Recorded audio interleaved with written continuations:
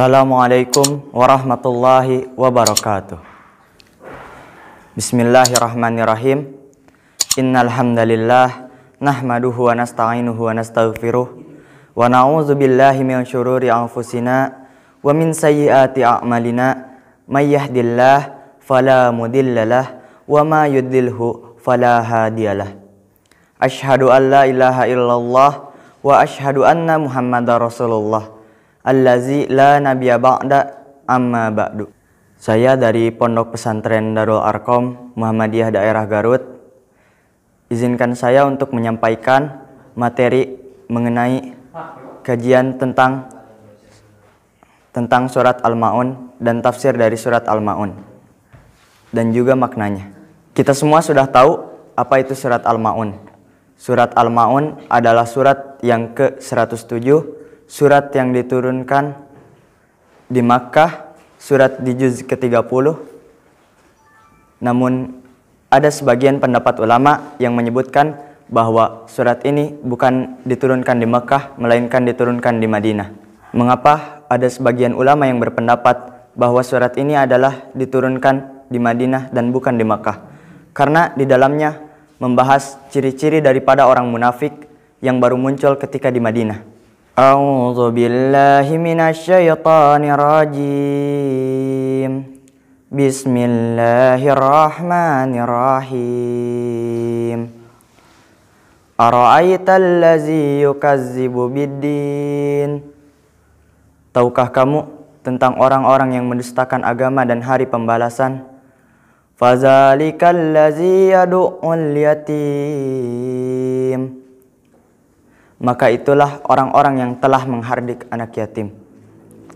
Wala yahuddu ala ta'amil miskin.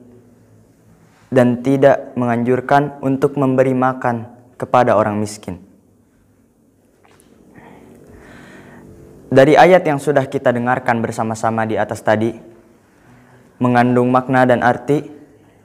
Yang pertama, bahwa tentang orang yang mendustakan agama dan hari pembalasan. Mereka adalah orang-orang yang sudah menghardik anak yatim dan tidak memuliakannya. Padahal sesungguhnya kedudukan daripada anak yatim lebih tinggi daripada manusia lainnya di sisi Allah Subhanahu wa taala. Oleh karena itu, marilah kita berhati-hati, karena apabila jika kita menyakiti hati daripada seorang anak yatim, maka doa daripada anak yatim bisa langsung dikabulkan oleh Allah Subhanahu wa taala, karena doa anak yatim adalah mustajab. Lalu poin yang kedua adalah tentang orang yang tidak memberikan makan kepada orang miskin. Kita harus berhati-hati, karena harta yang kita miliki pada saat ini belum tentu sepenuhnya adalah milik kita, melainkan harta milik orang miskin tersebut yang harus disampaikan kepadanya.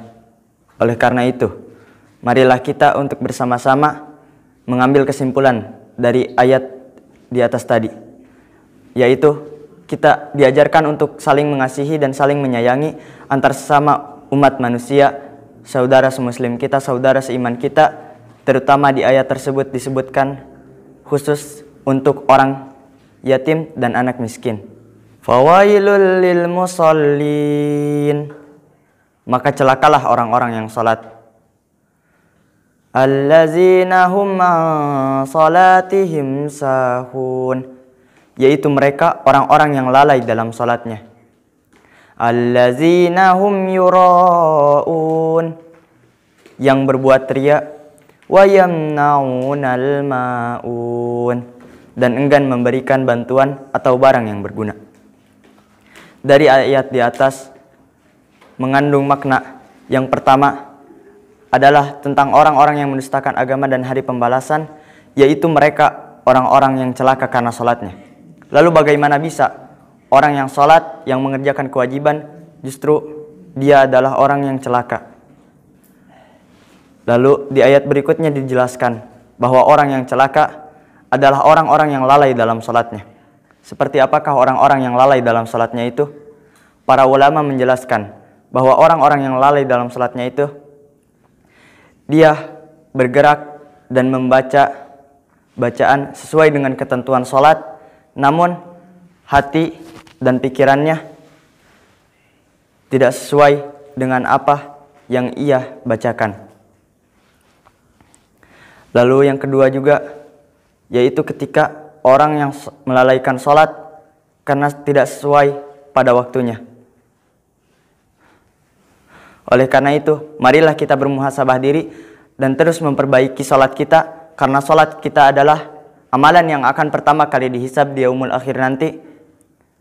Dan jika kita memperbaiki sholat kita, maka Allah akan memperbaiki hidup kita. Poin yang kedua adalah tentang riya. Riya adalah salah satu syirik kecil, dan syirik adalah salah satu dosa besar. Dosa besar yang sangat ditakuti oleh Rasulullah Sallallahu Alaihi Wasallam. Karena Rasulullah Sallallahu Alaihi Wasallam pernah bersabda, sesungguhnya yang paling aku takuti ada pada umatku nanti, yaitu syirik kecil, yaitu riya. Apa itu riya? Riya adalah ketika kita beramal namun kita menginginkan orang lain untuk melihat kita. Kita ingin dipuji. Kita sholat, kita zakat, kita saum, kita puasa, kita haji, karena ingin dilihat oleh orang lain. Dan jika ada setetes saja kita berniat melakukan hal tersebut karena orang lain dan tidak murni karena Allah, maka seluruh pahala dan amalannya akan gugur. Oleh karena itu, kita harus sangat berhati-hati dengan riya ini. Karena ibadah harus diniatkan dari hati, tulus untuk mengharap ridha Allah Subhanahu wa Ta'ala. Yang terakhir adalah tentang orang yang enggan memberikan barang yang berguna atau bantuan. Ketika kita dimintai tolong oleh orang lain, maka hendaknya kita memberikan bantuan terbaik yang bisa kita berikan. Karena jika kita ingin mensedekahkan barang kita, pasti yang paling mudah adalah barang yang ingin sudah kita jual, barang yang sudah tidak terpakai lagi. Namun ada barang yang sangat berharga yang masih kita butuhkan, namun kita memaksa diri kita untuk mensedekahkannya, untuk memberikannya, maka itulah sesungguhnya amalan terbaik di sisi Allah, karena pahalanya akan dilipat gandakan. Sekian dari tausiah yang bisa saya sampaikan. Semoga bermanfaat. Hanya Allah yang dapat memberikan hidayah. Nun wal qalami wa ma yasturun. Wabila taufiq wal hidayah. Wassalamualaikum warahmatullahi wabarakatuh.